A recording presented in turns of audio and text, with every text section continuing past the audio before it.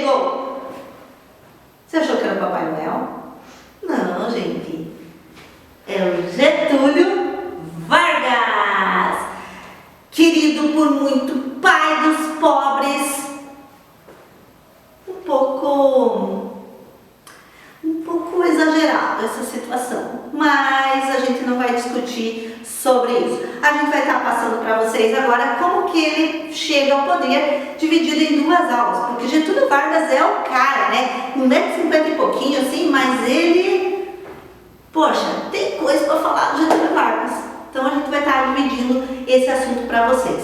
Nesse momento, a gente vai estar falando de como que Getúlio Vargas chega ao poder.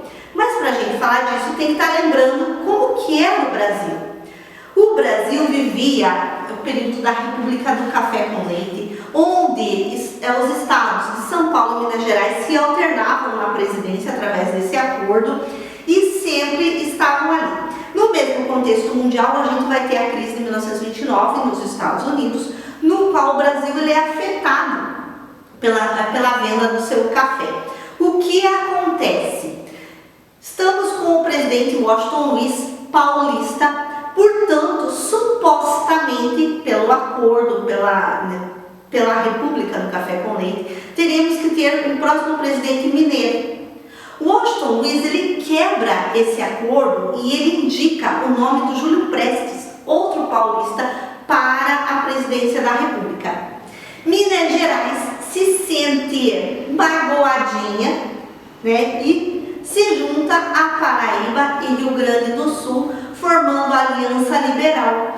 E nessa formação da Aliança Liberal, eles lançam para concorrer com o Júlio Prestes o nome do Getúlio Vargas como presidente e o João Pessoa, que era da Paraíba, como vice. Sabemos que na República do Café com Leite haviam fraudes dentro das eleições. Isso não acontece mais, mas naquele momento isso acontecia com certeza. Então eu já sei quem ganhou a eleição, Júlio Prestes.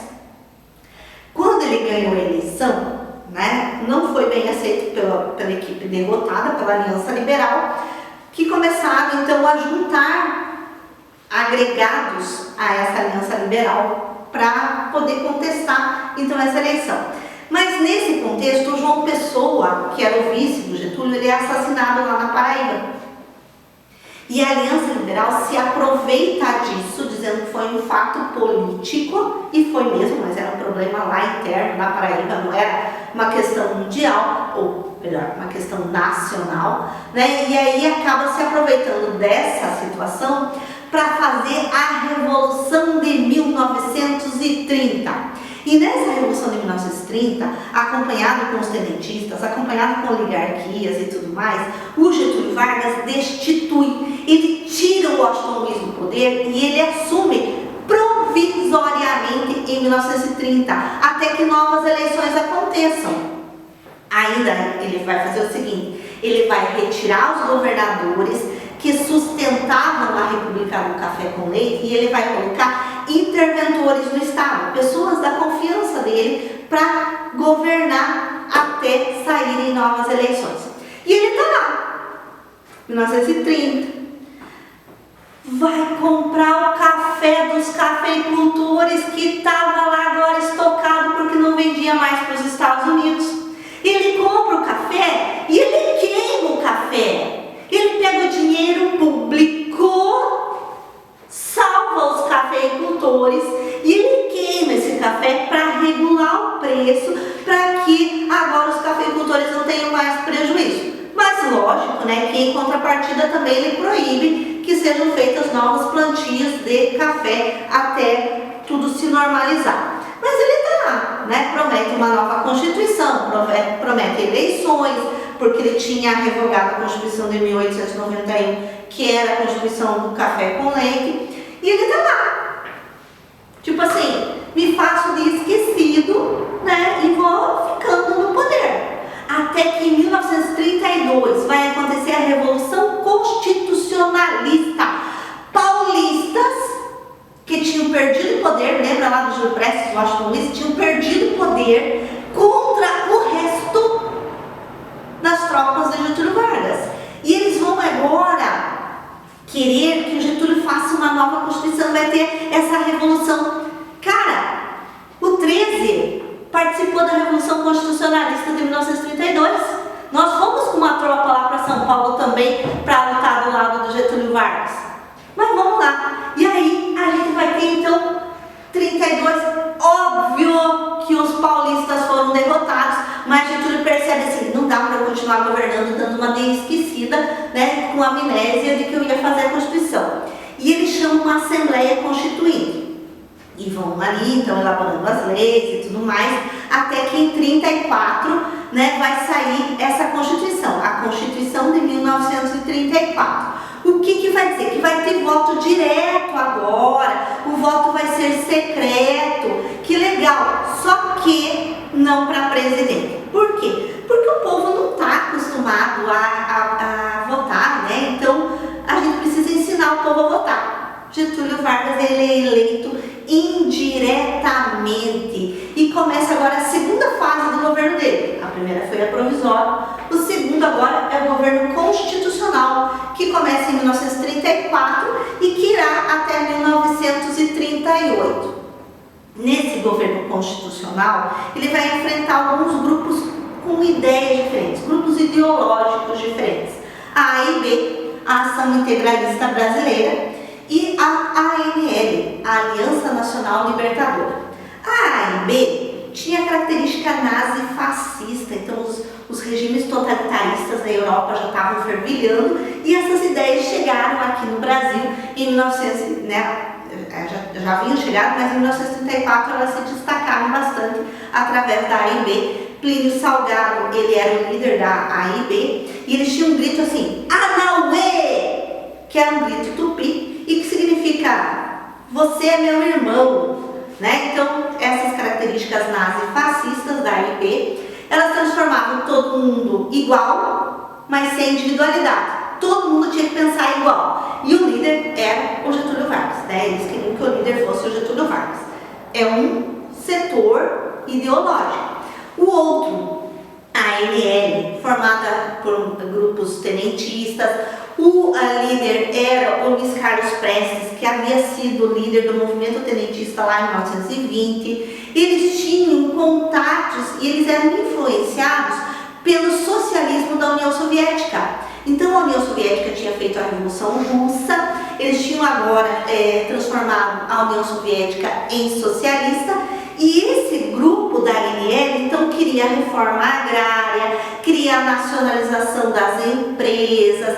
Eles tinham, então, assim, características mais socialistas, viu? Só nazi-fascista e socialista. E o Getúlio estava ali, contornando os dois grupos ideológicos. Até que a ANL, através do Luiz Carlos Prestes, ela vai tentar derrubar o Getúlio Vargas do poder, porque o Getúlio Vargas, né, ele era mais aparentado com a AIB do que com a ANL. E aí eles vão tentar derrubar, chamado intentona comunista. Isso fez com tudo que o Getúlio queria, colocou a ANL na ilegalidade. E a AIB, que era aquele que dizia que ele teria que ser o líder, ele também coloca na ilegalidade, porque ele não quer saber disso. E ele vai fazer uma lei de segurança nacional, para tentar agora evitar que o comunismo e o socialismo cheguem até o nosso país. Tudo bem, está lá governando. 1938 seriam as novas eleições, e em 1937 Getúlio diz, vou ter que sair do poder, eu estou desde 1930, eu não quero sair do poder. O que ele faz? Ele diz que há um plano para dominar o Brasil, chamado Plano Cohen. Ele alega que forças comunistas estão se manifestando no nosso país para tomar o poder e transformar o Brasil em comunista. Cara, o povo tem medo do comunismo agora no século XXI, imagina em 1937. O que acontece? Ele fecha o Congresso. Não tem mais agora nenhum político, porque ele fecha o Congresso, ele caça os direitos políticos, ninguém mais pode votar, não pode fazer manifestação, toque de recolher, estado de sítio no nosso país, ou seja, ele governa sozinho. E as eleições que iam ser chamadas em 38 não acontecem. e ele continua governando. Começa então a terceira fase do governo getulista, que é o Estado Novo, onde aquela Constituição de 34, que dava direitos para o povo e tudo mais, ele anula. E ele cria agora, ou ele elabora agora, manda elaborar, uma Constituição chamada Constituição Polaca, a Constituição de 1937, a qual ela tem características nazi-fascista, ou seja, todo direito, toda manifestação está proibida. Getúlio governa sozinho. E ao governar sozinho, todo mundo pensa assim, não é que ele faz a CLT?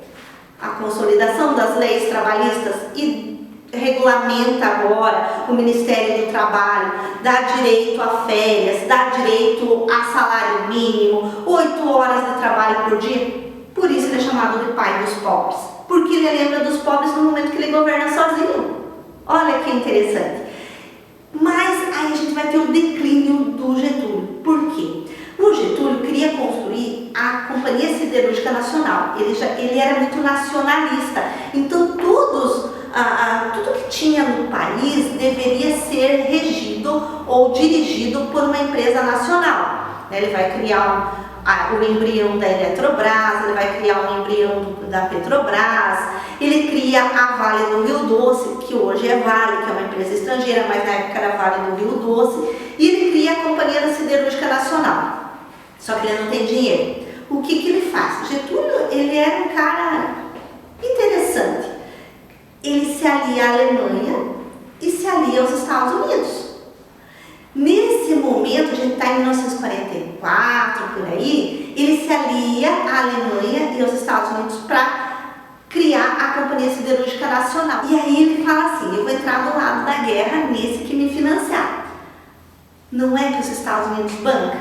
E aí, a gente vai ter então que o Brasil vai entrar do lado dos Estados Unidos na Segunda Guerra Mundial. Diziam que o Brasil não entraria na guerra nem que uma cobra fumasse, por isso que o nosso símbolo na Segunda Guerra Mundial é uma cobra fumando. A gente vai fazer parte do exército norte-americano na Segunda Guerra Mundial, vai lutar em algumas batalhas lá na Segunda Guerra Mundial. Não estou em nenhum momento desmerecendo isso, nós entramos sim, fomos para a guerra, lutamos e tudo mais, mas o porquê nós entramos na guerra que é o interessante.